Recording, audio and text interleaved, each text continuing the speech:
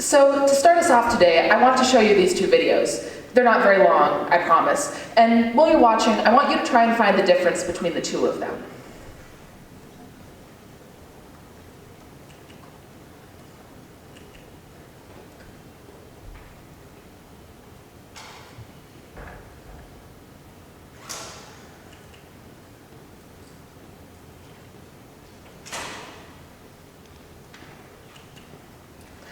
I bet most of you can tell what the difference is there. In the first one, we have my friend Kaya wandering around in an empty room. In the second one, we have my friend Kaya sneaking around in the dark and trying not to get caught. But what's the real difference there? Obviously we're human and we can't recreate the same scene twice, but we got pretty close. Kaya moves in the exact same way and no props or scenery is added. In fact, the only thing that changes is the lighting. In the first video, the stage is brightly and almost fully lit, but that's not true for the second. The stage is dark.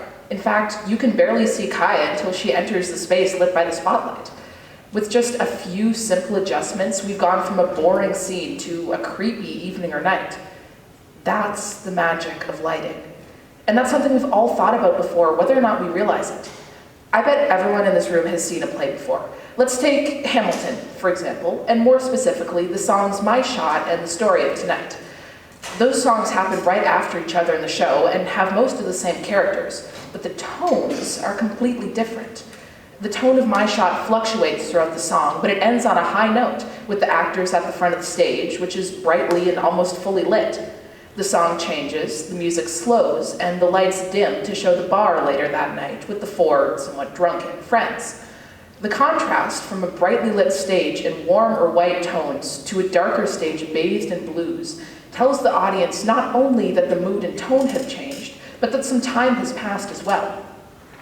That's a technique we used in our school's production of C.S. Lewis's The Lion, the Witch, and the Wardrobe this fall. We used the lighting to show the passage of time when it wasn't explicitly stated. Monochromatic scenes are all well and good and can be used to manipulate the way an audience feels about something, but color can be used to change our perception as well. Building off of the blues, showing a more somber, more serious tone, color plays a huge part of how we interpret scenes and even the world around us. The color blue can symbolize anything from tranquility to honesty to sorrow or suffocation. That's true for the warm colors used in My Shot as well. Yellow can show excitement, energy, or friendship, depending on how it's used and what it's accompanying. The clips I showed you of Kaya earlier are in white light, but think about how they could look in red or blue or purple.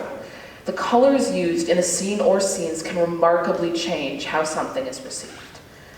Purple is said to stimulate creativity. Certain blues or pinks can have a calming effect, and reds can jumpstart or increase your appetite. That's why restaurants such as Wendy's or McDonald's use bright colors like red in their color schemes. They want to draw in customers, get them to buy more or stay longer. Using color to influence the general population is a widely used practice in many types of businesses and organizations. That's something I've had firsthand experience with in my life. Besides the school play, my mother is a stage manager, and my father teaches in the theater department at the University of Wisconsin-Green Bay, so I've been hanging out backstage my whole life. When I was younger, I remember playing with used gels. Gels, for anyone who's unfamiliar with the term, are colored pieces of a translucent material that are put over white stage lights to make them a different color. I always liked to look through the old gels and see how the world looked in different shades. My favorite were the blue ones because something about them was calming or soothing. And that's the point of different colored lights, making the audience feel different emotions to go along with the scene or scenes that's happening on stage. Lights don't just change the way a stage looks, though.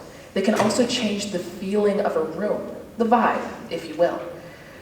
Think about eating in a cafeteria versus a candlelit dinner at a nice restaurant. Bright, sterile, white overhead lights feel very different than soft candlelight, which feels more romantic, like somewhere you'd want to go on a date. This can apply to the home, too. I have LED lights in my room, and my younger sibling says they like the lights because the colors can brighten up or change their mood. Yellows and oranges make them feel happy. Pinks and reds help with writer's or artist's block, and blues and purples can make them feel calmer.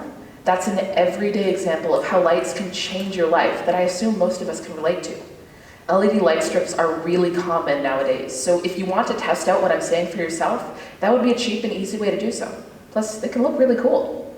And if you're looking for a way to evoke different feelings in a room, say you want your work from home space to feel more focused, then you can use color and lighting to create that effect.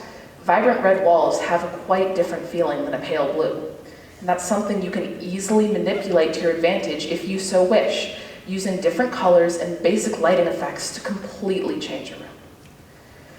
Light and color are used in everyday life, yet we don't often pay attention to them.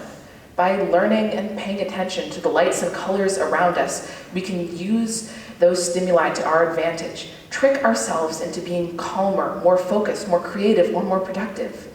Truly, lighting and color are huge, underrated, underappreciated advantages that can change your life in so many ways.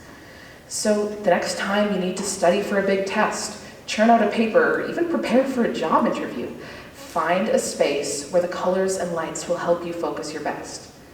Maybe you've been in the dark about the effects of colors and lights before today, but now you can be in control. All you have to do is flip the switch. Thank you.